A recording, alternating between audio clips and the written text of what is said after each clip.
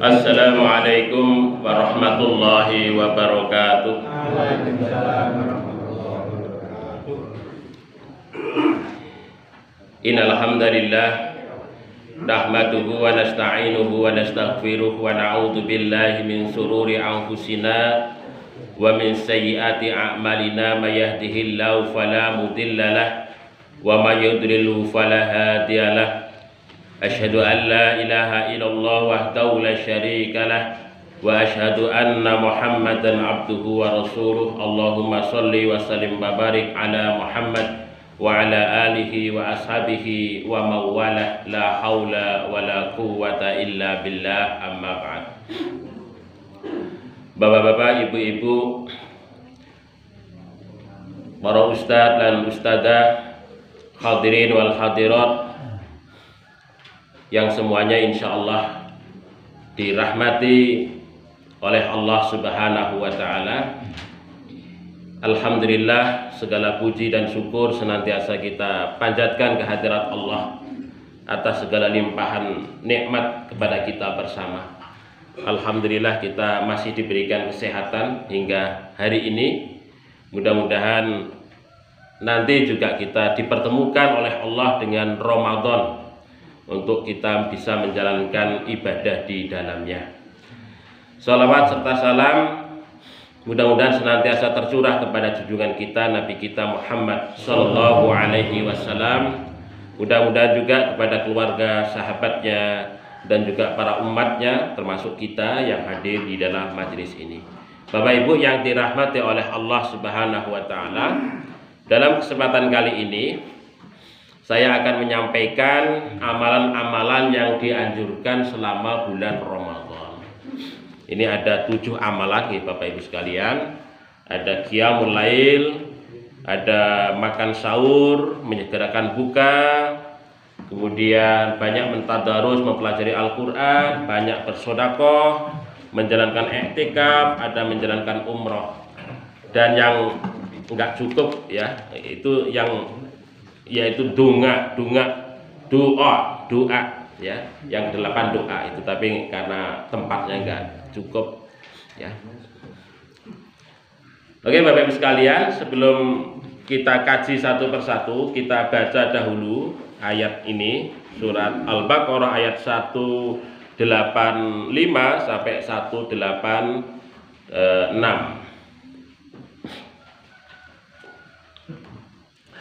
A'udzu billahi minasy syaithanir rajim. A'udzu billahi minasy syaithanir rajim. Bismillahirrahmanirrahim. Bismillahirrahmanirrahim. Syahrul Ramadan alladzi unzila fihi al-Qur'an. Syahrul Ramadan alladzi unzila fihi al-Qur'an. Hudan linnasi wa bayyinatin minal huda wal furqan. Hudan linnasi wa bayyinatin minal huda wal furqan. Faman syahida minkumusy syahra falyasum. Faman syahida minkumusy syahra falyasum. Wa man kana maridun aw ala safarin fa'iddatum min ayyamin ukhra. Wa man kana maridan aw ala safarin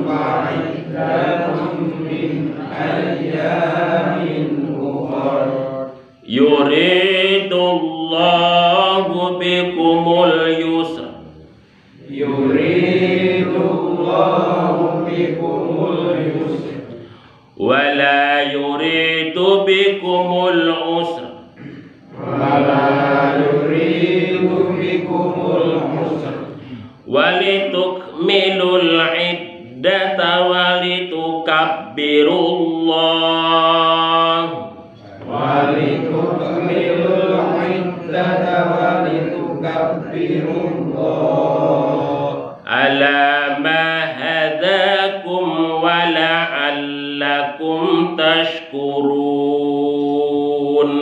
ala ma hadakum wa la'allakum tashkurun wa idza sa'alaka ibadi anni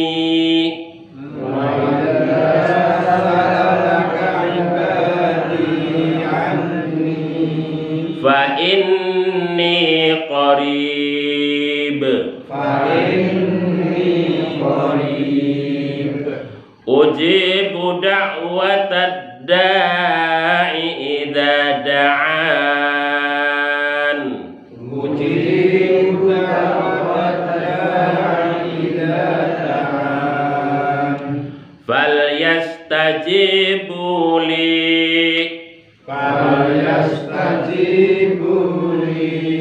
wal yu'minu bi la'allahum yarshudun.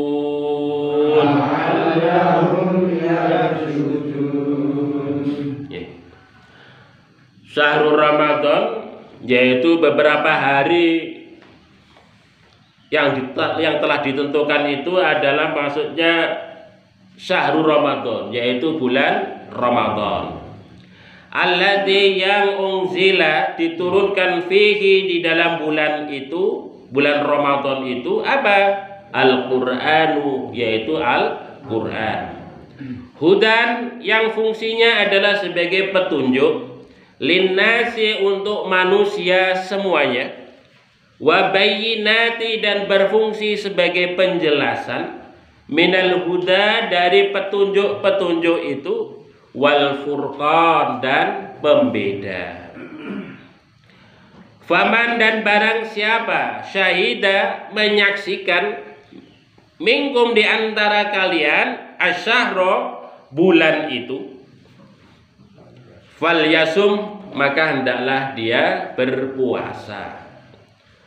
Wa man kana barang siapa ada maridon keadaan sakit atau ala safarin dalam perjalanan, fa'iddatun maka hendaklah dia mengganti puasa beberapa hari yang ia tinggalkan itu dengan beberapa hari di luar bulan Ramadan. Fa'iddatun min ayyamin ukhra, dengan beberapa hari yang lain di luar bulan Ramadan. Yuridu menghendaki Allahu, yaitu Allah, bikum terhadap kalian al-yusra kemudahan, wala dan tidak yuridu menghendaki dia Allah bikum terhadap kalian al-usra kesulitan. Walitukmilun dan hendaklah kalian itu menyempurnakan al-iddata bilangan puasa yang kalian jalankan itu, maksudnya sampai 30 hari atau 29 hari. Walitukabbirullah yang tujuannya adalah kalian membesarkan Allah Subhanahu wa ta'ala. Ala terhadap mahadakum segala sesuatu yang telah Allah berikan petunjuk kepada kalian, wala'allakum mudah-mudahan kalian itu tashkurun menjadi orang-orang yang bersyukur. Wa idza dan apabila sa'alaka bertanya kepadamu siapa ibadi para hambaku itu, orang-orang mukmin, orang-orang muslim, anni tentangku kata Allah, fa inni maka sesungguhnya aku adalah qaribun maha dekat, ujibu aku akan mengabulkan dakwat da'i, setiap doa yang dipanjatkan oleh orang yang berdoa, ya. Idza da'ani, apabila dia memohon berdoa kepadaku, falyastajibu li, maka hendaklah mereka itu memenuhi panggilanku, wal yu'minu bi, dan hendaklah mereka itu beriman kepadaku, la'allahum, mudah-mudahan mereka itu yarsudun, mendapatkan petunjuk. Bapak Ibu yang dirahmati oleh Allah Subhanahu wa taala, di dalam ayat ini ada beberapa amalan-amalan, ya, terkait di dalam bulan Ramadan. Di bulan Ramadan. Yang jelas disebutkan di dalam ayat ini adalah terkait dengan bulan Ramadan itu adalah bulan Al-Qur'an. Itu, ya, bulan Al-Qur'an. Kemudian yang kedua, ya, tujuan daripada puasa itu untuk membesarkan Allah Subhanahu wa taala. Kita semakin dekat, kita semakin takut dengan Allah Subhanahu wa taala. Dan yang ketiga adalah doa, ya, dungo selama bulan Ramadan. Nah itu.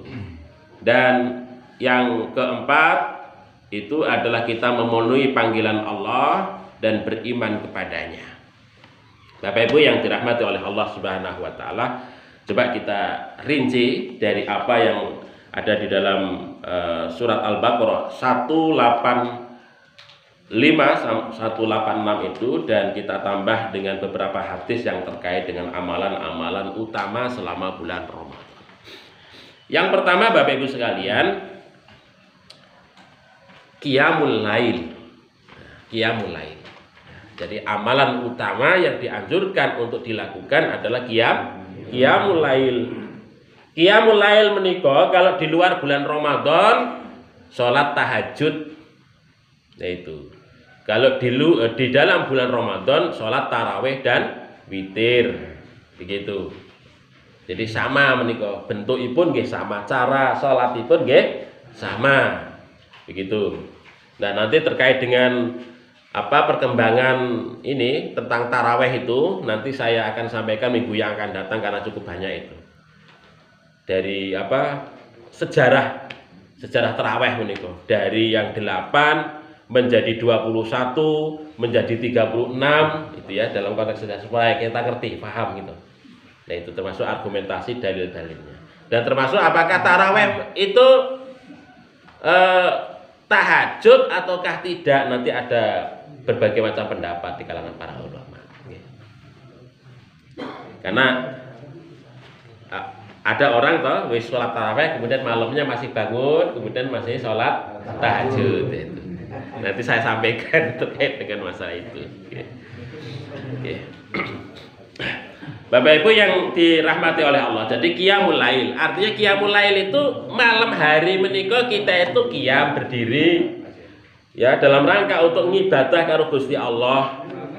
Begitu. Artinya bangun, kita itu malam hari kita itu biasanya kita gunakan untuk tidur, sebagian malamnya kita gunakan untuk melaksanakan ibadah kepada Allah Subhanahu wa taala. Itu yang maksudnya qiyamul lail itu. Makanya kalau bulan Ramadan Bapak Ibu sekalian, malamnya itu ya jangan digunakan untuk tidur. Jadi malam-malam Ramadan itu kita manfaatkan untuk ibadah. Itu namanya qiyamul lail. Begitu ya, untuk membaca Al-Qur'an, untuk zikir, untuk ndonga, untuk sholat tarawih menika. Itu namanya qiyamul lail, ya, qiyamul lail. Kemudian yang kedua adalah makan sahur dengan mengakhirkan waktunya. Makan sahur, jangan lupa Bapak Ibu sekalian untuk tidak makan sahur. Tapi kita diutamakan, sahur itu diutamakan untuk kita lakukan. Ya, tujuannya salah satu adalah menguatkan otot-otot fisik kita untuk bisa mampu menjalankan ibadah puasa selama sehari itu, dari terbit fajar sampai tenggelamnya matahari.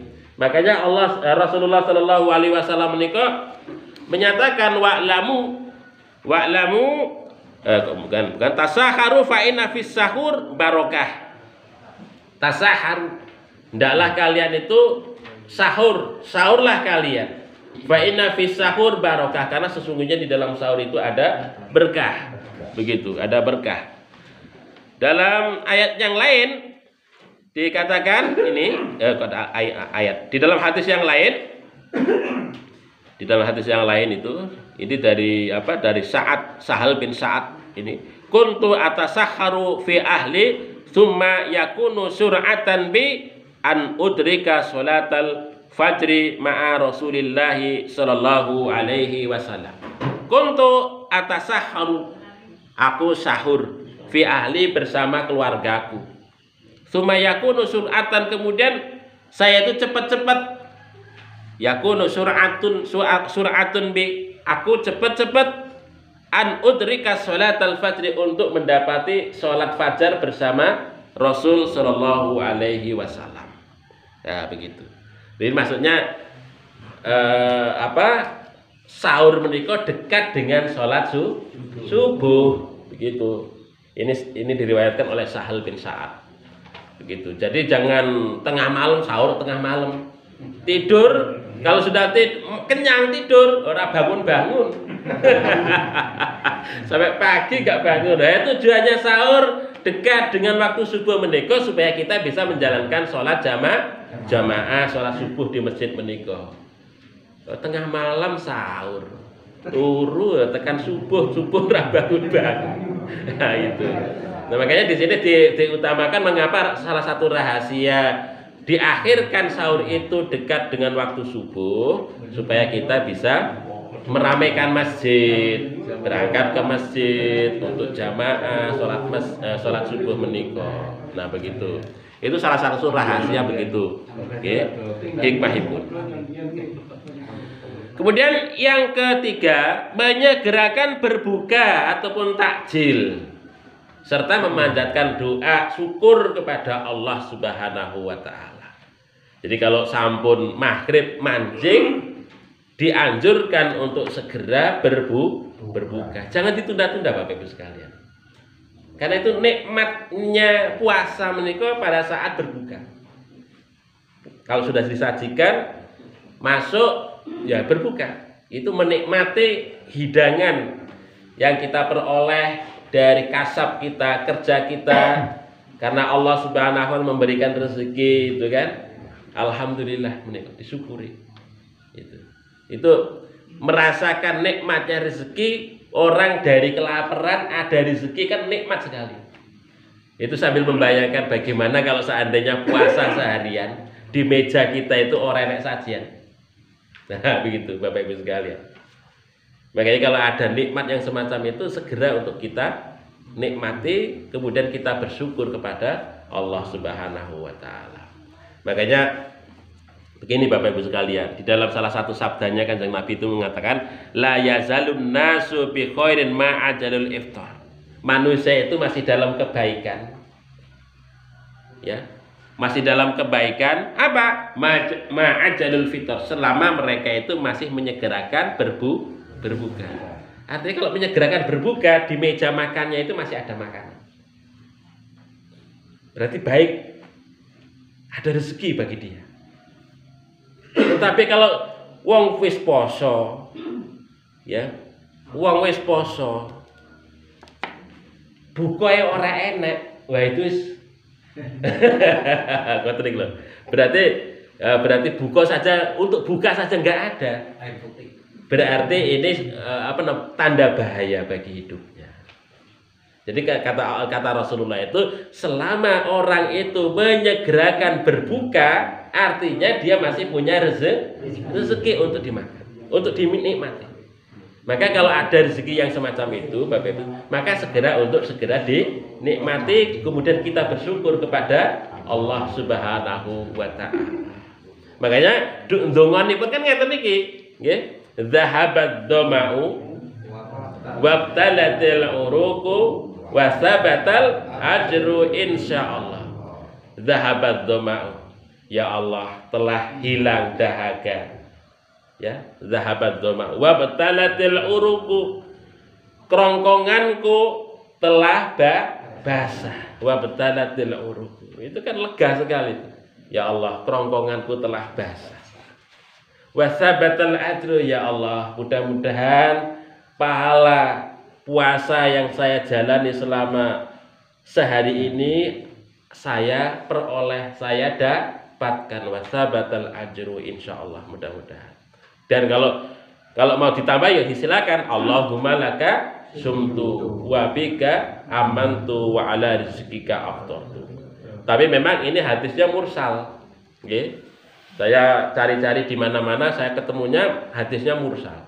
Mursal menika adalah hadis yang hanya sampai kepada tabi'in. Nggih, mboten sampai kepada, tidak melalui sahabat. Ya. Berhentinya sampai tabi'in saja. Jadi nggak ada sahabat yang meriwayatkan. Kalau seandainya itu digunakan untuk doa, nggih angsal kemawon. Nggih, angsal kemawon. Itu Allahumma laka sumtu. Ya itu. Wa ala rizqika aftartu, atau Allahumma laka sumtu wa bika amantu wa ala rizqika aftartu. Nah itu ditambah itu nggih angsal. Ustaz, Nggih. ini doa zatul dhama wa ta'atan wa sabatal ajri dibaca setelah bukan sebelumnya tuh. Nggih. Jadi wis wong ngrasake ngono. Nggih. Wong kebanyakan kan ngene iku sak dengan wong Nggih. guru dasar kok wis. Nggih. Jadi itu setelah kita berbuka, kalau mau berbuka nggih bismillahirrahmanirrahim. Bismillahirrahmanirrahim. Teguk ngoten. Baca menika zahabat dhama'u wabtalatal uruku wasabatal ajru insyaallah. Itu syukur Bapak Ibu sekalian. Artinya kita pas berbuka ada rezeki yang bisa kita nikmati, itu syukur kepada Allah Subhanahu wa taala. Begitu.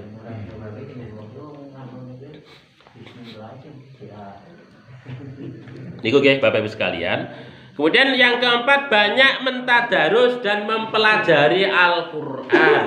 Tadi saya katakan syahrul Ramadan alladzi unzila fihil Qur'an. Bulan Ramadan itu adalah bulan diturunkannya Al-Qur'an. Oleh sebab itu maka Kanjeng Nabi Muhammad sallallahu alaihi wasallam, Bapak Ibu sekalian, selama 1 bulan itu tadarus dengan malaikat Jibril. Sing nyimak menika malaikat Jibril. Disimak. Makanya kita usahakan betul-betul selama bulan Ramadan menika bisa menghatamkan Al-Qur'an. Ya, tadarus artinya belajar. Ya, bisa belajar bacaannya, bisa belajar dengan sambil membaca juga ngerti terjemahannya dan seterusnya menika.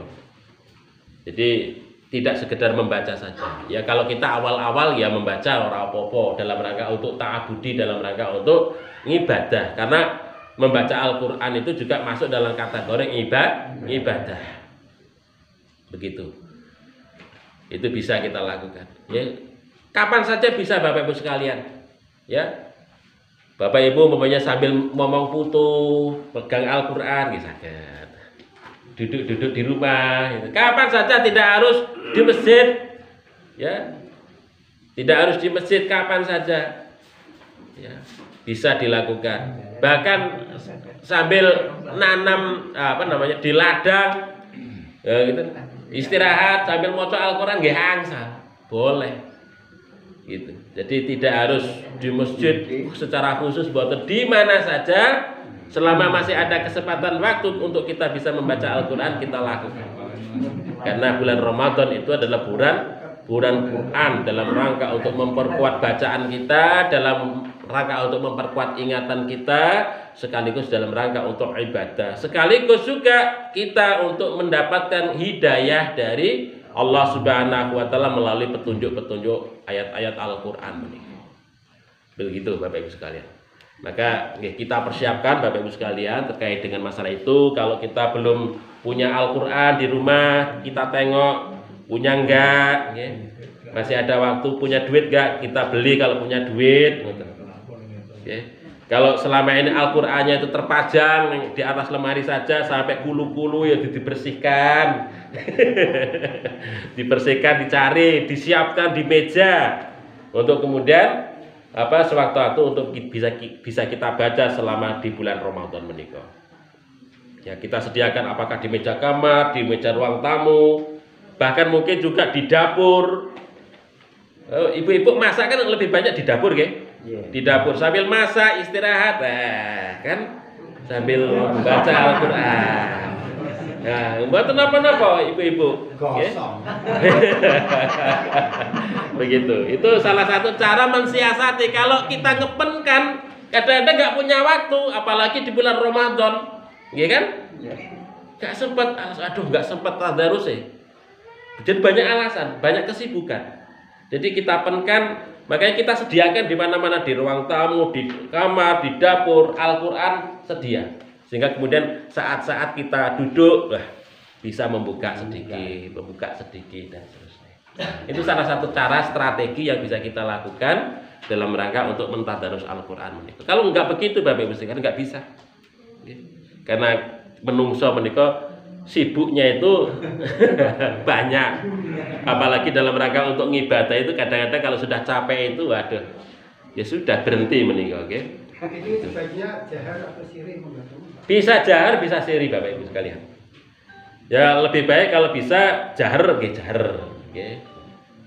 Kalau umpamanya kalau mengganggu orang lain ngoten niku disirikan nggih enggak apa. Enggak apa-apa Bapak Ibu sekalian. Diarani orang gaya nggih mboten napa-napa. Membaca Al-Qur'an. Nggih. Kalau suaranya bagus dibaguskan enggak apa-apa. Speaker. Nggih. Ya ampun, nanti speaker tiap rumah speaker kabeh. Speaker biar di masjid saja begitu. Di masjid saja mungkin dibatasi, kalau malam itu nggih cukup di dalam saja. Jangan sampai malam kok kemudian mentor-mentor sampai nggak iso tidur. Waktu tidur jam 11 sampai jam 2 atau jam 3 malam aturan orang itu bisa tidur, nanti nggak bisa tidur malah terganggu, nggak bisa bangun sahur, mesakne. Jadi ya kalau di masjid, kita ngelola masjid Bapak Ibu sekalian, kita batasi yang mentor-mentor keluar itu ya sampai jam 11 atau jam 10 itu. Yang lainnya di dalam saja untuk membaca Al-Qur'an. Begitu. Ini keutamaan Bapak Ibu, keutamaan membaca Al-Qur'an begitu. Jadi, saya kira ini banyak hadis-hadis yang diutarakan oleh Kanjeng Nabi Muhammad SAW itu ya terkait dengan keutamaan membaca Al-Qur'an menika selama bulan Ramadan. Kemudian yang kelima adalah banyak bersedekah. Ya ini. Banyak bersedekah Bapak Ibu sekalian. Jadi Kanjeng Nabi menika digambarkan itu ajwad. Ya. Fala Rasulullah sallallahu alaihi wasallam ajwadu bil khairi minar rihil mursalah. Jadi Rasulullah Shallallahu Alaihi Wasallam menika ajwad, itu paling dermawan, ya di dalam bulan Ramadan ini menika ajwad, dan dermawannya itu kayak seperti angin, bil khairi minar rihil mursalah, kayak angin bertiup menika. Ibaratnya kalau Rasulullah ini menika angsal rezeki, angsal kebaikan menika, wis cepet-cepet gak sampai masuk ke dalam rumah diberikan lagi kepada orang lain. Saking Rasulullah menika digambarkan begitu dermawannya selama bulan Ramadan menika. Itu. Dan Bapak Ibu yang dirahmati oleh Allah Subhanahu wa taala, karena bulan Ramadan menika disebut juga bulan sedekah. Syahrus sedekah, syahru alai. Ya. Bulan berkah.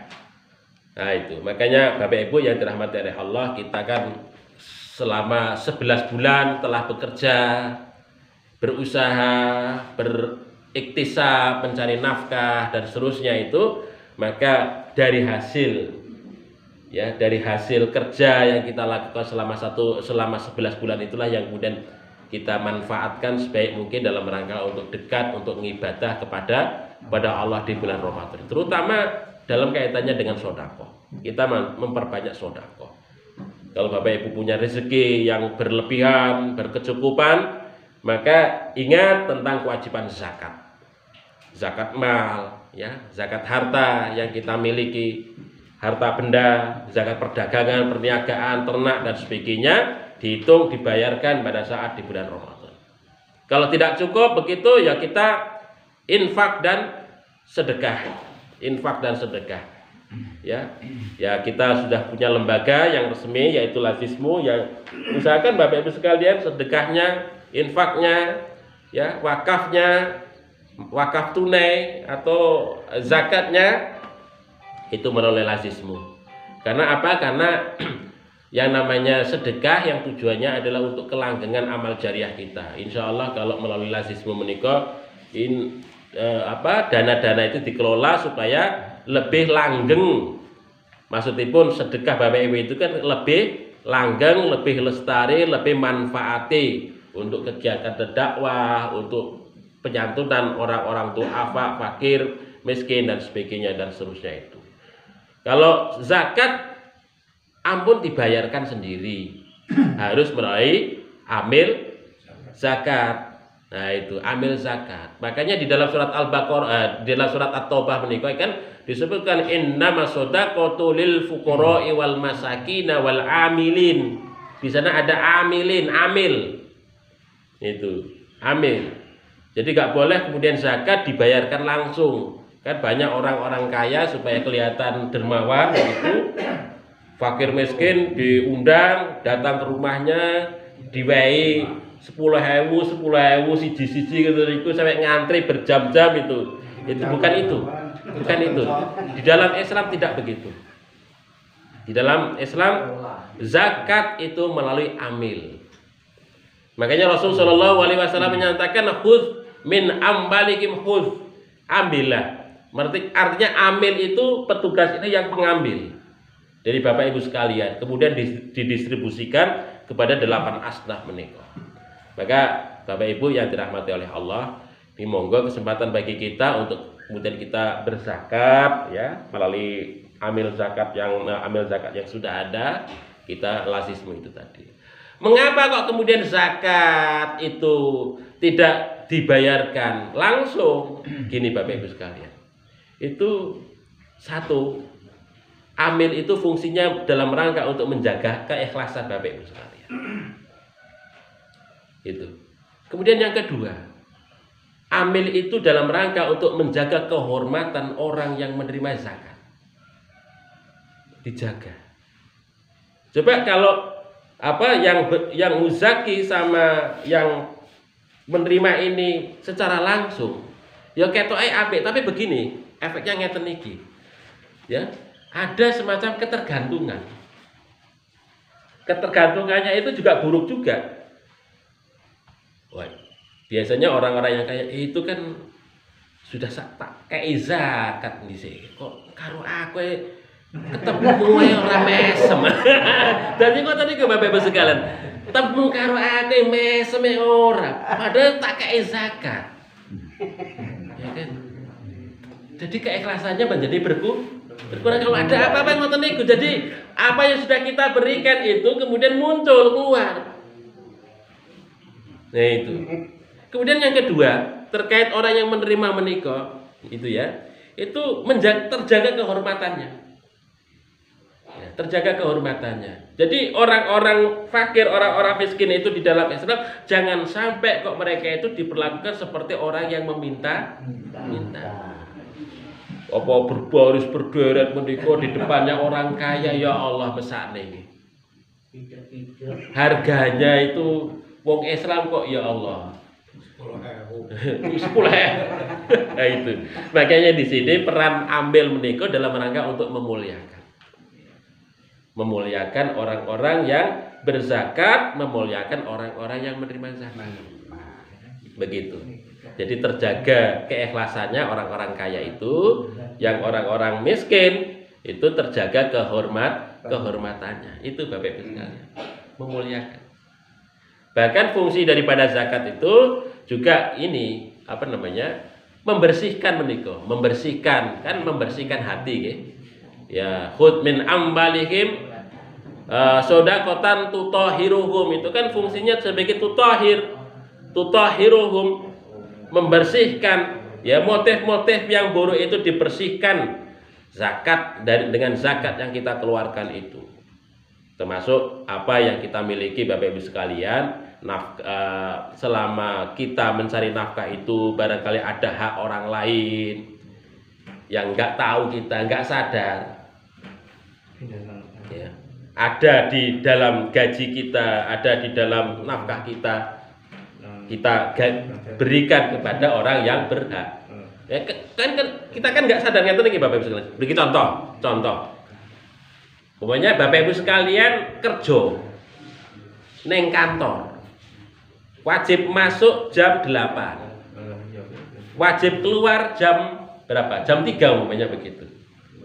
Kita sering datangnya jam 9. Coba gaji Bapak Ibu sekalian kurang no mboten? Kurang. Mboten. Utuh gajinya. Ya kan? Utuh. Kita menerima gaji itu utuh, tetapi kita bekerjanya kurang. Itulah Bapak Ibu sekalian, kita itu katut, hak orang lain itu katut di dalam harta kita nggak sadar. Ketoke kita wis kerja tenanan, tapi ada hak orang lain yang katut di dalam harta kita yang kita terima itu. Fungsi zakat itu membersihkan itu semua. Harta-harta yang subhat, yang kecampur di dalam harta kita itu tadi dibersihkan dengan cara kita berzakat. Itulah yang disebutkan khudz min ambalihim sodakotan tutahhiruhum wa tuzakkim biha. Itu. Dan banyak Bapak Ibu sekalian. Umpamanya kalau kita sebagai atasan, ya kan, kita mempekerjakan karyawan itu sudah jam waktunya pulang. Bisa dikongkon bae. Oh nggih ngeten niki. Aturan jatahnya enggak mengerjakan sesuatu kita suruh ini. Manut. Itu kira-kira katut mboten ya sebenarnya itu masih jam waktunya, tapi kadang-kadang bukan porsinya untuk mengerjakan itu. Artinya ada hak orang lain di dalam harta kita, tapi kadang-kadang kita tidak nyadari. Maka disitulah zakat itu fungsinya itu untuk membersihkan itu semua Bapak Ibu sekalian. Maka jangan eman-eman kalau kita berzakat itu kalong boten. Zakat justru dalam rangka untuk memberkahkan harta yang kita miliki, mensucikan harta yang kita miliki. Di dalam surat Al-Baqarah kan, di dalam surat Ali Imran itu. Matsalul ladzina yunfikuna fi sabilillahi kamatsali habbatin ambatat sab'a sanabila fi kulli sumbulatin mi'atu habbah wallahu yudha'ifu liman yasha' wallahu wasi'un 'alim. Matsalul ladzina yunfikun, perumpamaan orang-orang yang menafkahkan, yunfikuna fi sabilillah ya, di jalan Allah Subhanahu wa taala, menafkahkan hartanya di jalan Allah itu kamatsali habbatin, seperti orang itu menanam satu bulir biji. Kamatsali habbatin ambatat, yang mana satu bulir biji menika tumbuh ambatat sab'a sanabila 7 tangkai. Wa fi kulli sumbulatin mi'atu habbah, dan setiap tangkai itu ada 100 bulir biji. Bapak Ibu sekalian, kita ngambil harta kita cuma sebulir itu, kita berikan ke amil zakat menika. Itu tumbuh menjadi 7 tangkai. Tiap tangkai itu ada 100 bulir. Artinya menjadi 700. Masya Allah ya Rabbal Alamin. Jadi apa yang kita beri itu justru menambah berkah kita. Baik mungkin berkah itu nanti diberikan oleh Allah pada saat kita di dunia, atau juga berkah itu akan diberikan oleh Allah pada saat kita di akhirat. Manennya pada saat di akhirat. Makanya Bapak Ibu sekalian yang dirahmati oleh Allah, jangan eman-eman. Apalagi ini kesempatan di bulan Ramadan. Ustaz, tadi disampaikan kalau masih bekerja mungkin jamnya kurang tapi bayarannya penuh. Gitu. Kalau sudah pensiun gimana? Nggih sami kemawon Ustaz. Maksudnya pensiun bener. pun pensiun itu lah,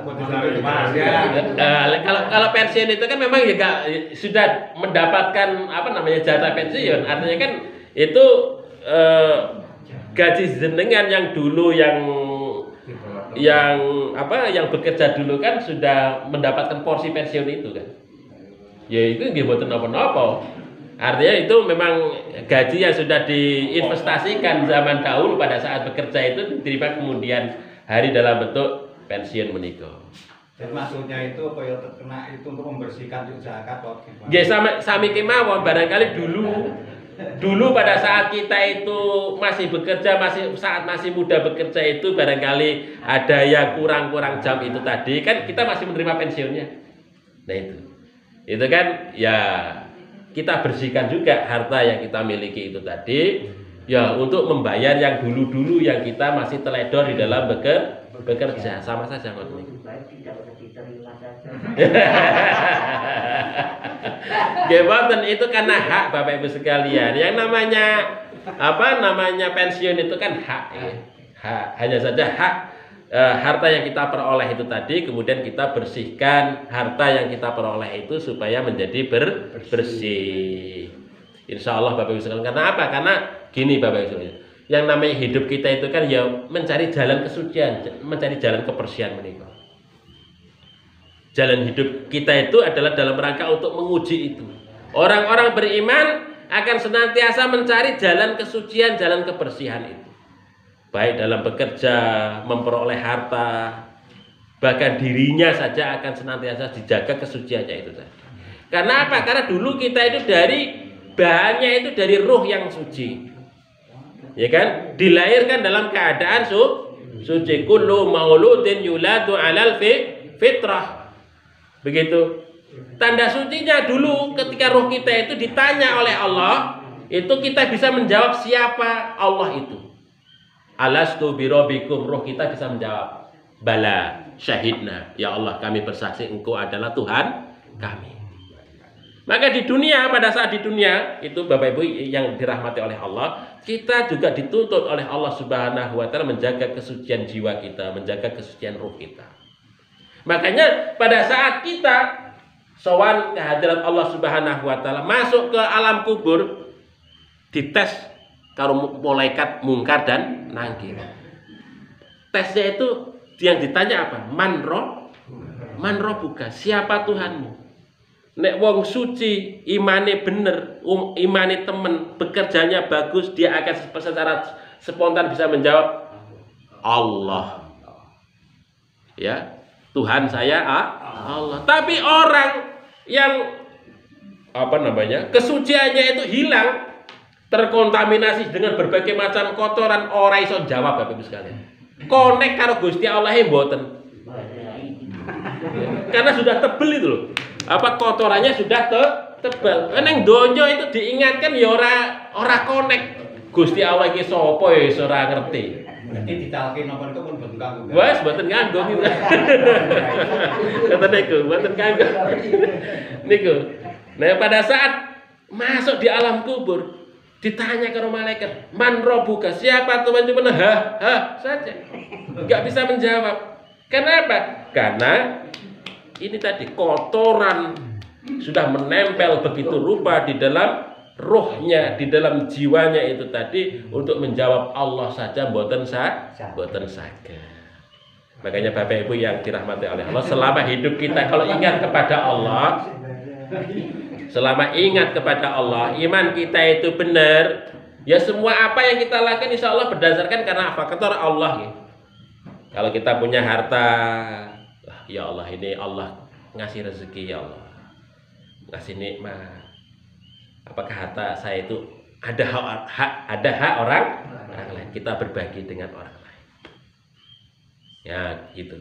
Makanya monggo Bapak Ibu sekalian, kita masih kesempatan hidup menikah, artinya kita Allah masih sayang kepada kita masih diberikan kesempatan untuk bisa berbagi dengan apa yang kita miliki itu untuk mensucikan diri kita itu. Kemudian selanjutnya yang ke-6 adalah menjalankan iktikaf.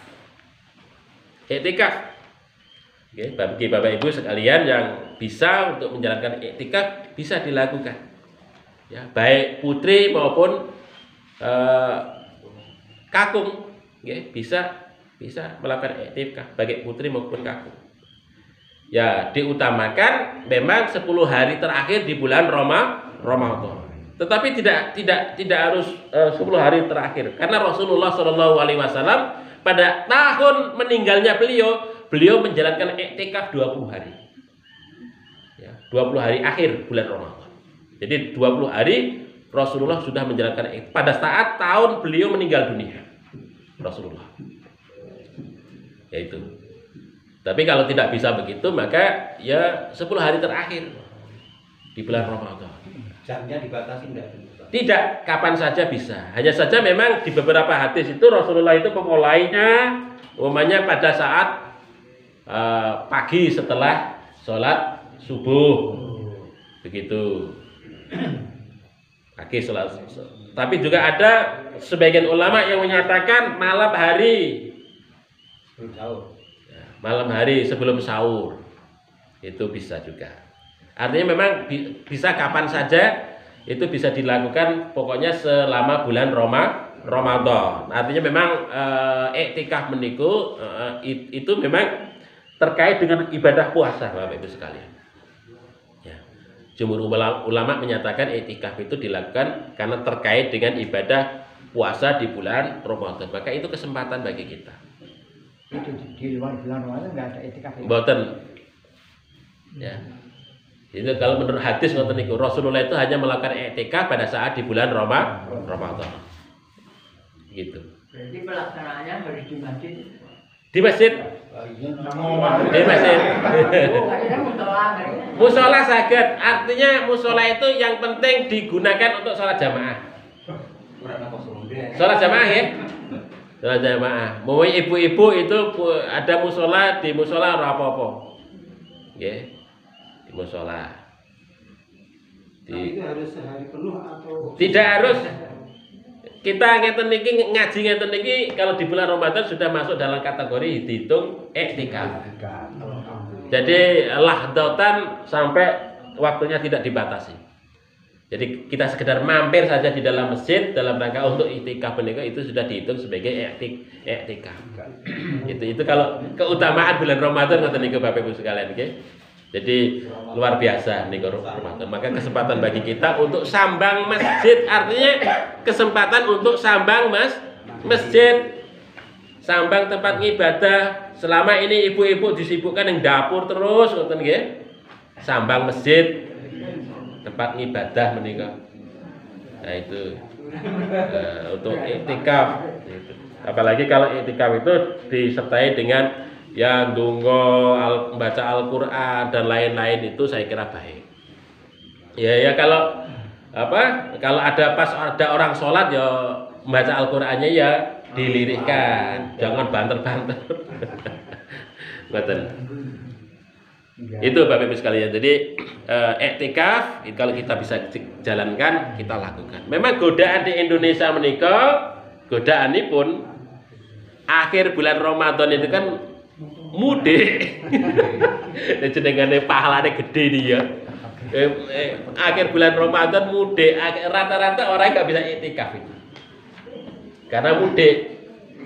Ya kan? Padahal akhir bulan Ramadan menika adalah bulan hari-hari keutamaan kita digoda dengan mudik menika sehingga tidak bisa iktikaf wonten masjid. Itu. Makanya ya ini corona ini ya ada hikmahnya juga itu. Bagi kita yang sehat ya bisa ke masjid, bisa iktikaf, itu bagus Bapak Ibu sekalian. Tapi ya itu prokes kesehatan dijaga Bapak Ibu sekalian nggih. Itu jangan pokoknya wis pasrah karo Gusti Allah, wis pokoknya kalau sakit nggih karena Allah mboten ngoten Bapak Ibu sekalian. Harus kita usaha menjaga diri kita, prosedur kesehatan harus kita patuhi, kita taati begitu. Karena yang namanya sakit itu ya karena sakit itu tidak semata-mata karena faktor Allah memberikan sakit kepada kita, tapi juga kontribusi kita juga. Gitu kan? Begitu. Kita usahakan betul untuk kemudian kita tetap sehat. Kemudian menjalankan umroh. Nah ini bagi orang yang mampu Bapak Ibu sekalian. Umroh.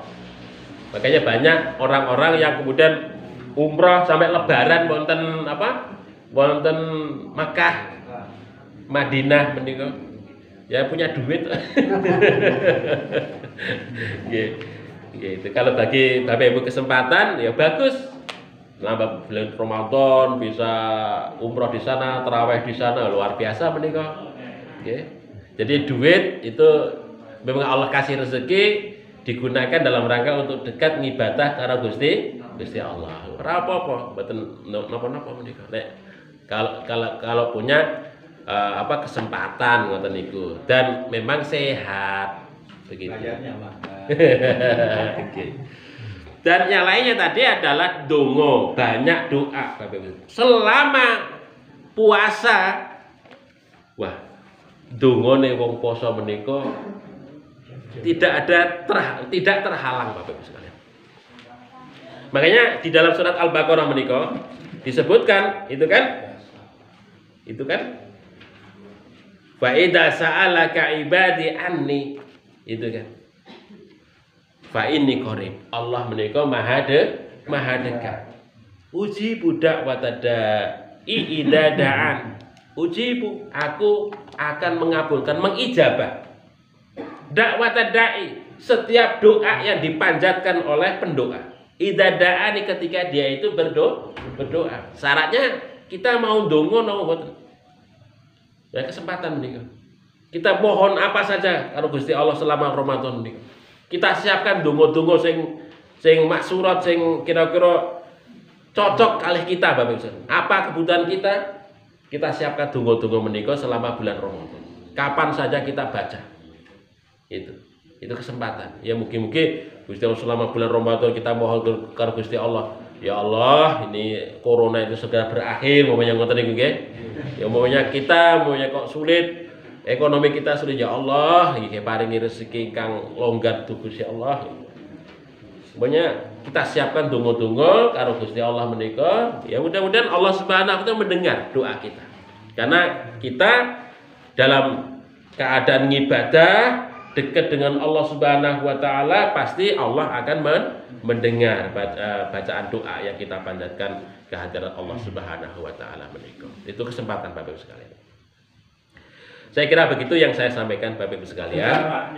Nggih, monggo. Penjelasan menika masalah berkaitan kalian orang yang dalam perjalanan boleh berbuka, itu perjalanan yang bagaimana? Upami sekedar jalan-jalan ke Jogja tidak berpuasa boleh tidak?